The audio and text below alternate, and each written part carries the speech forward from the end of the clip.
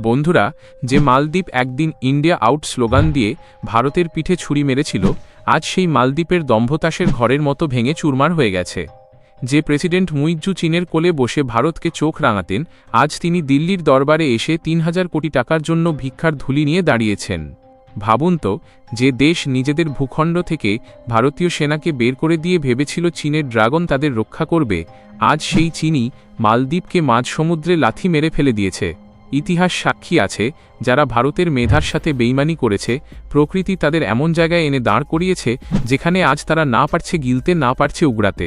আজকের এই ভিডিওতে আমি আপনাদের এমন এক বিধ্বংসী সত্য শোনাব, যা শোনার পর প্রতিটি ভারতীয়র বুক গর্বে ৫৬ ইঞ্চি হয়ে যাবে। ভারত মহাসাগরের বুকে অবস্থিত পুচকে একটা দেশ মালদ্বীপ। তারা ভেবেছিল ভারতের সাহায্য ছাড়াও তারা টিকে থাকবে, কিন্তু তারা এটা ভুলে গিয়েছিল যে বাড়ির পাশের বটগাছকে কেটে দিলে রোদ থেকে বাঁচানোর মতো আর কেউ থাকে না। চীনের থেকে নেওয়া ঋণের জালে মালদ্বীপ আজ এমনভাবে ফেঁসে গেছে যে তাদের অর্থনীতি এখন আইসিইউতে আছে। আপনারা কি জানেন, চীনের ঋণের কিস্তি শোধ করতে না পেরে মালদ্বীপের এখন নিজেদের দ্বীপগুলো পর্যন্ত বন্ধক দেওয়ার দশা হয়েছে? একেই বলে ঋণের ফাঁদ। ঠিক যেমন সহজ ভাষায় বললে, কোনো চড়া সুদের মহাজনের কাছ থেকে টাকা ধার নিলে আসল শোধ তো দূরের কথা, সুদের টাকা দিতেই জীবন শেষ হয়ে যায়। মালদ্বীপের অবস্থাও আজ ঠিক তাই।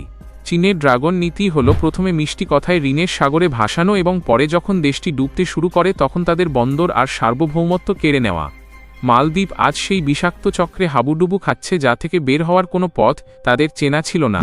এখানেই শেষ নয়, মালদ্বীপের পর্যটন শিল্প, যা তাদের আয়ের মূল ভিত্তি, তা আজ ধ্বংসের মুখে। কেন জানেন? কারণ ভারতীয় পর্যটকরা মালদ্বীপ যাওয়া বন্ধ করে দিয়েছে।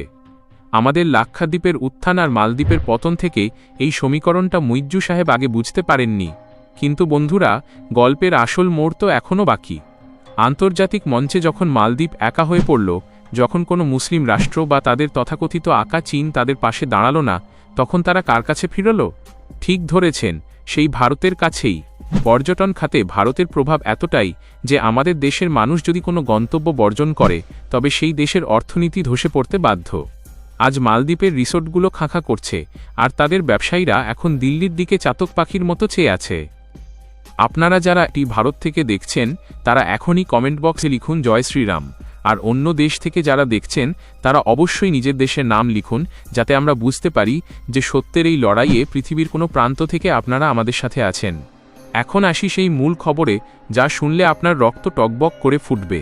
মালদ্বীপের চরম আর্থিক সংকটের মুখে ভারত সরকার ৩,০০০ কোটি টাকার বা $৩৬০ মিলিয়ন একটি বিশাল কারেন্সি সোয়াপ চুক্তি অনুমোদন করেছে।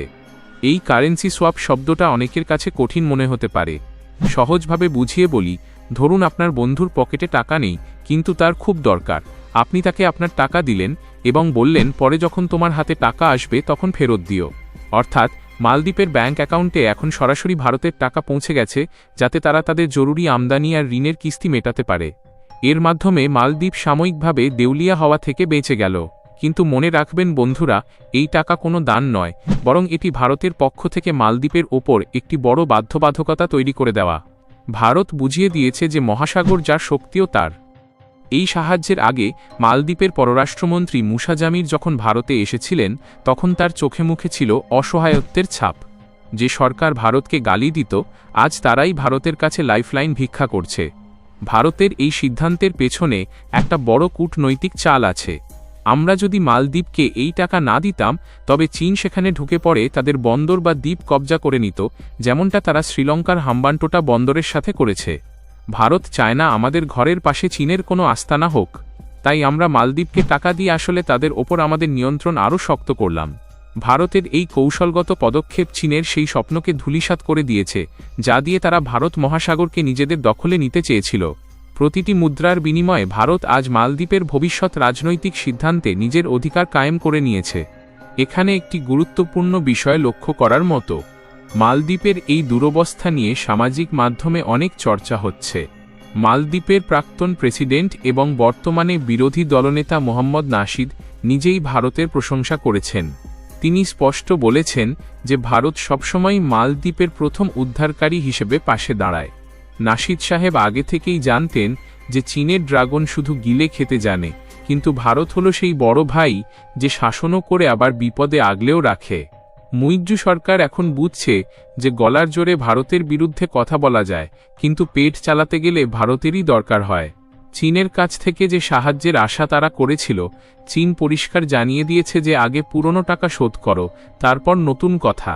এটাই হলো চীনের আসল রূপ, যারা শুধু মুনাফা বোঝে আর বিপদের সময় হাত ছেড়ে দেয়। বন্ধুরা, ভাবুন তো, যে দেশটির আয়ের 90% আসে পর্যটন থেকে, সেই দেশের পর্যটক যদি অর্ধেক হয়ে যায়, তবে তাদের না খেয়ে মরার অবস্থা হয়। ইদানিং ইরান ইসরায়েল যুদ্ধের কারণে আন্তর্জাতিক ফ্লাইট কমে যাওয়ায় মালদ্বীপের অবস্থা আরও শোচনীয় হয়ে পড়েছে। তাদের হাতে এখন মাত্র কয়েক সপ্তাহের বিদেশি মুদ্রা জমা আছে। এই অবস্থায় ভারত যদি এগিয়ে না আসত, তবে আজ মালদ্বীপের রাস্তায় দাঙ্গা লেগে যেত। ভারত শুধু টাকা দেয়নি, ভারত মালদ্বীপের অস্তিত্ব রক্ষা করেছে। ভারতের এই ঔদার্য তাদের ভুল সংশোধন করার একটি শেষ সুযোগ দিচ্ছে। যদি মালদ্বীপ এরপরও বেইমানি করে, তবে তাদের জন্য নরকের দরজা খুলে যাবে। 30 থেকে 40 বছর আগের মালদ্বীপ আর আজকের শক্তিশালী ভারতের মধ্যে যে পার্থক্য, তা আজ মুইজ্জুর কাছে পরিষ্কার। একজন ভারতীয় বিশ্লেষক হিসেবে আমি মনে করি, এই 3000 কোটি টাকা শুধুমাত্র একটি আর্থিক সাহায্য নয়, এটি ভারতের সফট পাওয়ার এবং প্রতিবেশী প্রথম নীতির এক বিরাট জয়। এটি সারা বিশ্বকে একটি পরিষ্কার বার্তা দিচ্ছে যে ভারতকে ছাড়া দক্ষিণ এশিয়ায় কোনো দেশ টিকে থাকতে পারবে না। যারা চীনের ফাঁদে পা দিচ্ছে, তারা শেষ পর্যন্ত ধ্বংসই হচ্ছে, আর যারা ভারতের ওপর আস্থা রাখছে, তারা সংকট থেকে মুক্তি পাচ্ছে। ভারতের এই কূটনৈতিক বিজয় আসলে আমাদের মেধা আর ধৈর্যের ফল। আমরা প্রমাণ করেছি যে অস্ত্রের চেয়েও শক্তিশালী হল সঠিক সময়ে সঠিক অর্থনৈতিক চাল।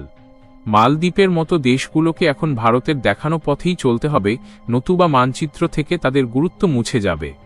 মালদ্বীপের ঘটনাটি আমাদের জন্য একটি বড় শিক্ষা।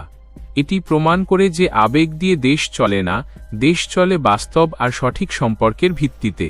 মুইজ্জু সাহেব ভারতের মেধা আর শক্তিকে অবজ্ঞা করেছিলেন, কিন্তু আজ ভারতের সেই মেধাই তার দেশের অর্থনীতিকে পঙ্গু হওয়া থেকে বাঁচাল।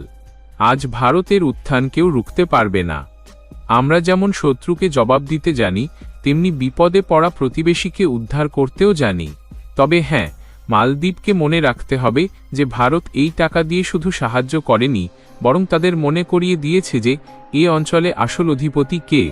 ভারত মাথা নিচু করে নয়, বরং বিশ্বের চোখে চোখ রেখে কথা বলে। সত্যের জয় নিশ্চিত, আর ভারতের এই কূটনৈতিক বিজয় অবিস্মরণীয়। ভারতের এই বীরত্বগাথা প্রতিটি নাগরিকের মধ্যে এক নতুন চেতনার জন্ম দিচ্ছে। ভিডিওটি ভালো লাগলে বন্ধুদের সাথে শেয়ার করুন। দেখা হবে পরের ভিডিওতে। জয় হিন্দ।